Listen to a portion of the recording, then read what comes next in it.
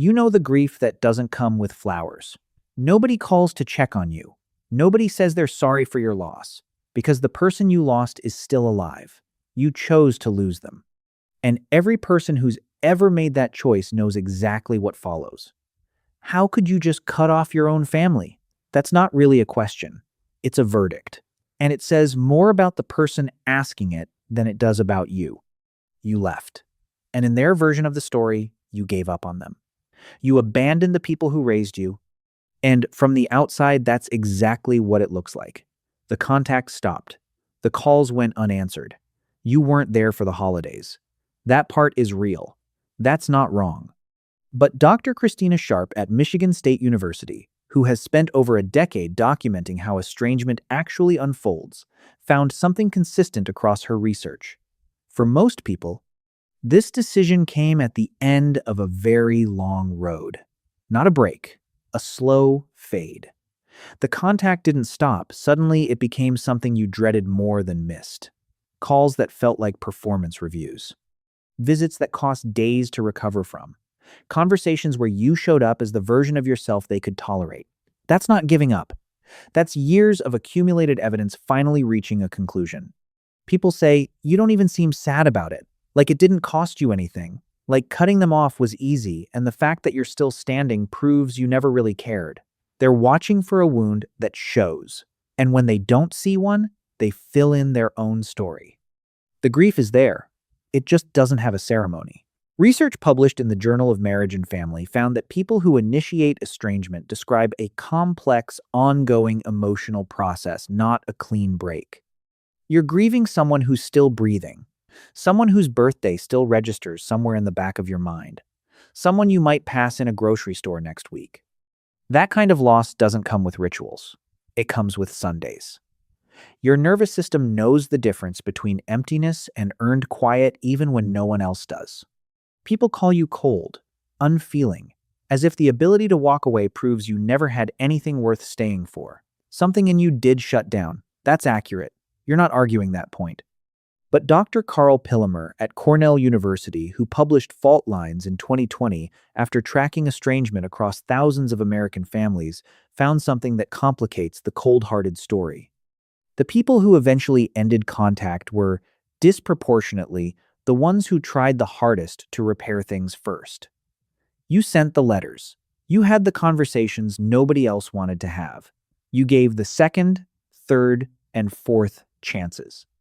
One man described the moment he knew it was actually over, not when he made the decision, but 6 months later when his phone rang on his father's birthday and his shoulders didn't tense. He sat with that for a long time, then said, quietly, to no one, I didn't know I'd been bracing for that call my whole life. That wasn't coldness. That was a nervous system finally exhaling. But here's the question I need you to sit with honestly. Did you cut them off to protect your peace, or to punish them for never understanding you? Both feel like clarity from the inside. Both give you distance. Only one gives you actual freedom. You're the only person who knows the difference. And if you're not sure that's worth sitting with before you decide you're done, people assume you can't maintain relationships, that you're a loner, that something in you just doesn't know how to stay. That accusation has a grain of truth you do filter harder. You notice more. You're slower to let people in. But attachment researchers, building on Bowlby's foundational work from the 1960s and 70s, found something specific about people raised in high-contingency environments where love was unpredictable, conditional, or had to be earned on constantly shifting terms. You didn't stop wanting connection. You stopped accepting the counterfeit version.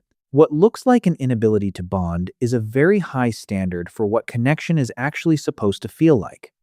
You've already paid the premium for cheap belonging. You're not doing it again. Follow for more on the psychology of quiet intensity. People assume the silence is shame, that you're hiding something, that the fact you don't talk about it means you know somewhere underneath that what you did was wrong. There's a version of that silence that is shame. It exists. But Dr. Lucy Blake, who has researched estrangement narratives extensively, found a consistent pattern in her work. People who have genuinely integrated this decision stop needing to justify it. The ones who keep explaining often haven't finished processing it yet. You stopped not because you ran out of words, Because you realized that the people who need the full story before they can respect the choice aren't the people who should have the full story. You're not secretive. You're done auditioning. If you're a man who made this choice, you already know the judgment lands louder. Society gives more latitude to women to name estrangement, to process it publicly, to be understood as someone who was hurt and made a hard call. When a man does it, the words that come back are abandoned, cold, couldn't keep it together. The psychology is identical.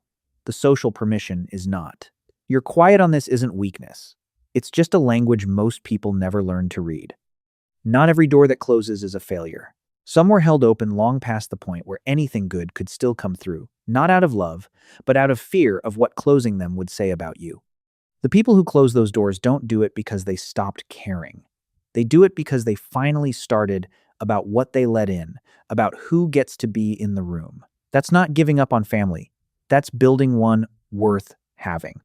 Which sign hit closest to home? Drop it in the comments. And if someone in your life made this choice and nobody around them ever understood why, send this to them. Sometimes just having a name for it is enough.